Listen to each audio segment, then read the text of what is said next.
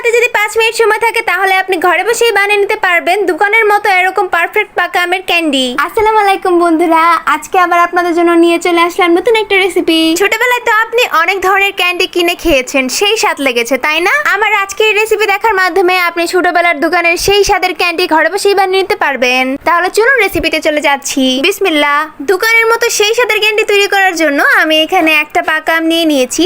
আমি এখানে একটা বড় সাইজের পাকা আম নিয়ে নিয়েছি। আপনি যেই পরিমাণ লজেন্স বানাবেন সেই অনুযায়ী আম নিয়ে নেবেন। আপনি যদি আরো বেশি লজেন্স বানাতে চান তাহলে আরেকটা আম নিয়ে নেবেন। আমি এই সুন্দর লাল টকটকে আমটাকে ভালো করে পানি দিয়ে ধুয়ে ছুলে কিউব কিউব করে কেটে নিয়েছি।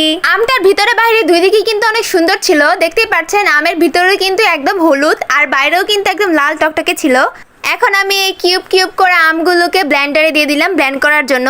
এর মধ্যে 1 কাপ পানি নিয়ে নিব ব্লেন্ড করার জন্য।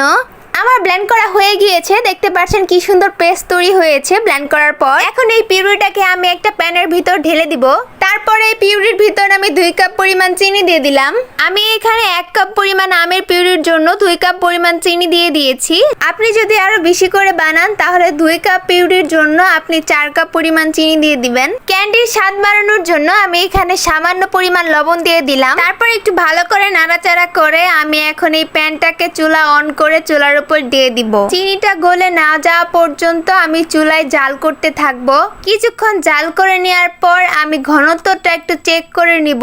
দেখতেই পাচ্ছেন কিভাবে চেক করছি। এভাবে একটা পাত্রের ভিতর কিছুটা পরিমাণ পানি নিয়ে উপর থেকে কিছুটা পরিমাণ পিউরি পানির ভিতর দিয়ে দিবেন। তাহলেই বুঝতে পেরে যাবেন পিউরিটা লজেন্স তৈরি করার জন্য রেডি হয়েছে কিনা।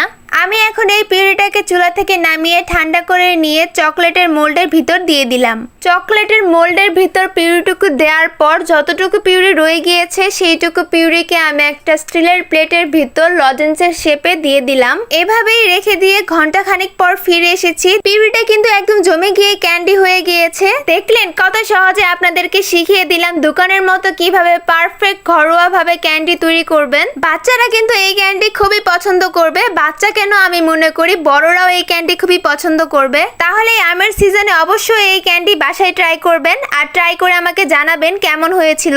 এই ছিল আমার আজকের ভিডিও। আশা করছি আমার এই ভিডিওটি সবার কাছে অনেক ভালো লাগবে। আমার এই ভিডিওটি যদি আপনার ভালো লেগে থাকে তাহলে আমার ভিডিওতে লাইক কমেন্ট এবং শেয়ার করে দিবেন। আর আমার চ্যানেলে নতুন এসে থাকলে আমার চ্যানেলটিকে সাবস্ক্রাইব করে পাশে থাকা বেল আইকনটি অন করে দিবেন যাতে আমার নিত্য নতুন ভিডিও আপনি পেয়ে যান সবার আগে। আর আমার এই ভিডিওটি ফেসবুক থেকে দেখে থাকলে আমার ফেসবুক পেজটিকে ফলো করে দিবেন। আজ এই পর্যন্তই, দেখা হবে আবার ইনশাআল্লাহ নেক্সট ভিডিওতে। আল্লাহ হাফেজ।